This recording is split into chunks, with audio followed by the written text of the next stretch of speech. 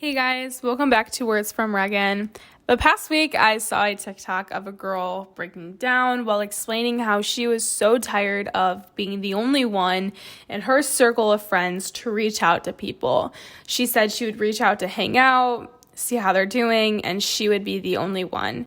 She continued on by saying she was so drained of people in this generation who are like this, where nobody makes an effort and she is the only one to reach out. People go on to say about her, well, maybe it's you, maybe you need to go out and reach out to people. And she said she's tired of it. And in the video, she's crying. And I felt like I was able to relate to this. And I know many of you guys are able to as well. It just describes her generation really well. And the younger generation especially will be able to relate to this. So that's what inspired this episode. Everybody has a period of time in their life where it's just them. You feel like you're the only one putting in work in a relationship or friendship. You're tired of it.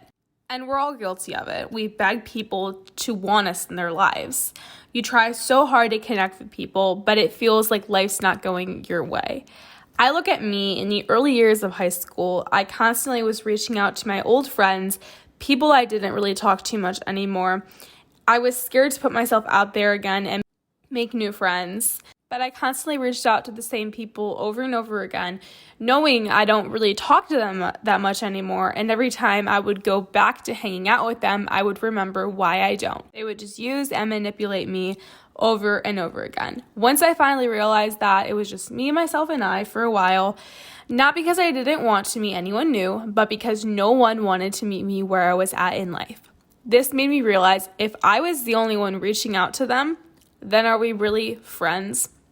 I decided to stop reaching out to them for a week, test the waters, and to see if I would have any contact with them, given the fact that I stopped reaching out to them because I was the only one to make the initiative. And after a week, no contact. Not a text message, not a call, not a word.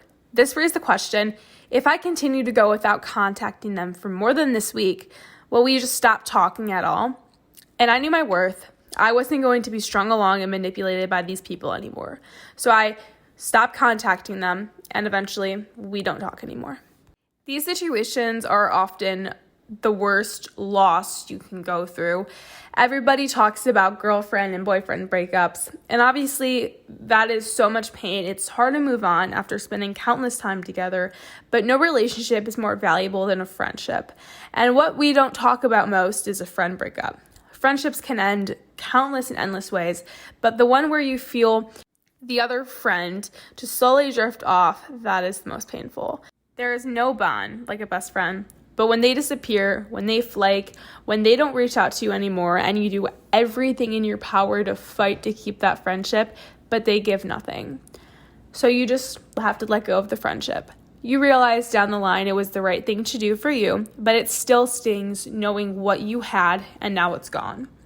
You just have to let it go, knowing you are better off, and you will find loyal friends who are willing to put in the work just like you because they want the friendship just as much as you do.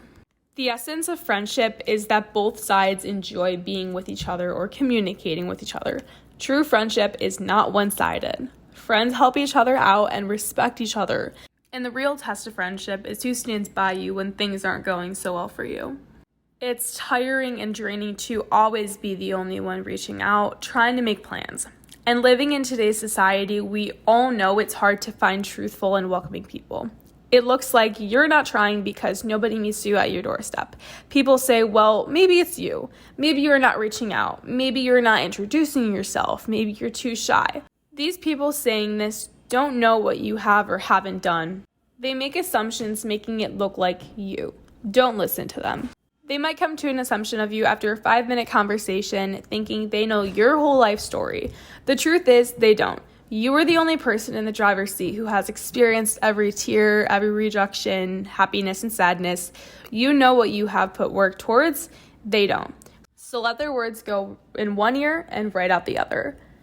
You got to start somewhere. Ask yourself, have I made an effort? Before I say it's not me, is it me? Have I dropped the fake friends and made an effort to put myself out there to meet new people? If you realize that you are really not putting yourself out there, doing new things with new people, and giving yourself the chance to meet new people, then you cannot blame the universe for not putting the right people into your life. Why? Because if you want something in life, you have to work towards it. Jobs, you have to apply and show a good manner towards it. Relationships, you put out a good look and impressions, being the real you. At the gym, you have to be active and be consistent. And for yourself, you have to put in the time and what you need to grow and heal. Same goes for friendships. You have to put in the work, call, and be put in new experiences to come across new people. If you just sit back waiting for it to come your way because you're a good person, you got it all wrong. In order for you to get the things you want, you have to put in the work towards it. Start by introducing yourself, asking them to go to dinner one night, text them on a random day and say, "How are you doing?" Why? Because you are putting in the work and the right people will meet you there, seeing your eagerness for a friendship. But if you have tried, and I mean really try, but all potential is exhausted, then just sit back. Sometimes you cannot have a better sign than that. Maybe this is your sign to spend this season of time working on yourself. I know it gets draining, I know it exhausts you, but you are not alone. Would you rather be the only one reaching out, getting hurt again and again, or instead of wasting your time, you put the focus on you? It's not easy. Nothing can prepare you to live a life of yourself. Being alone will eventually put you face to face with your biggest enemy, yourself. But it is also up to you to be honest and listen to yourself. It will make you long for good moments and also make you relive your past failures. You will fight battles with yourself. Some you can come out as a victor and feel true power of independence, but some you will lose and feel that small pain in your chest that pokes you from the inside. But again, this time shouldn't be used as a you versus you case. You should use it to build yourself and focus on yourself so that when these people walk into your life, you're ready for it. And if you feel you're there, but you have been waiting forever and ever and ever, welcome to life. I'm currently at that point. I have amazing friends in my life, but sometimes you want and need new people to come into your life to bring you new opportunities and experiences. For me, I just feel like I've been in this long season of waiting for years. What can I continue to do is just keep waiting while putting in the work. During this time, I tell myself, I have people who love me. I know I'm not alone, even when I feel lonely. And most importantly, I have myself. And the girl on the TikTok says, I'm tired of pretending like I do things alone because I choose to. It used to be a choice, and now it's just because I literally don't have anyone to do anything with. Sometimes in life, the best experiences are with yourself. For my friends who have always been in big groups of friends or always had a guy in their life, compared to me where I haven't had a guy and always kept a small circle of friends, they don't understand the reason behind doing things by yourself. I'll say, yeah, I went to this place alone, and they'll look at me and be like, you went there by yourself? And the thing is they don't understand the level of doing things by yourself. Sometimes you choose to because you want to, and sometimes you do it because you literally have no one else to go with. But I have learned that some of these memories and experiences by myself are the most important. It's time with you, no interruptions. You do what you want, no strings attached. At the right time, the universe, God, or whatever higher power you believe in will place these people into your life. If you find person after person, they don't reciprocate, find someone who does, even if it takes a long time. Reciprocity is a key ingredient in building and maintaining strong, close, healthy friendships with people. While it's normal for friendships to become unbalanced for short periods of time, close friendships require equal time and effort from both people. I always say reciprocity is key in friendships and relationships. You deserve what you have to offer to others. I know this generation more than ever, it is hard to find true people, but I promise you they're out there. Sometimes things take a long time in life to find because waiting gives them the value.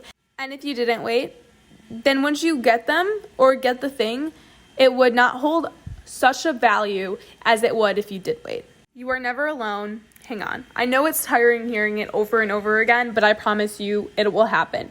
Don't lose hope. The thing is that it's so hard to find people like you, people that are willing to reciprocate what you have. Not many people have put in the work like you have for yourselves. This should make you proud. It's a gift and blessing. When you have a different perspective on life, and that puts you in a position of deep caring and deep love, it can also often put you in a position to be disappointed often. Don't let how others mistreat or underappreciate or abuse that gift drive you to not have that gift at all. This caring is what the world needs, and the more you go out and share who you are, others are going to be influenced to do the same as you. So many people can't handle it, and some don't know how to. Take care of yourself and be mindful of your feelings and how you're managing through life. But don't let others dim your light and let you lose hope. Don't lose yourself to these people. If you feel like me, where you're part of this category, tired and drained from these people, don't let them take your shine away from you. Being told over and over again, you will find these people gets draining, but it's true. Sometimes you have to be alone for a while to focus on you so that once these people walk into your life, you're ready. Also, waiting gives it the value, and without it, it would mean absolutely nothing. Stay positive, don't lose hope. Step away from the people where you are the only one reaching out and making the initiative, and put that time into you. It shouldn't be all on you. You are never alone. There are good and uplifting people out there, and it just takes a long time to find them. Thank you guys so much for listening, and know that I'm always here for you guys. If you guys ever need anything, you guys can reach out to me on any of my social media platforms, and I will do my best to get back to you guys.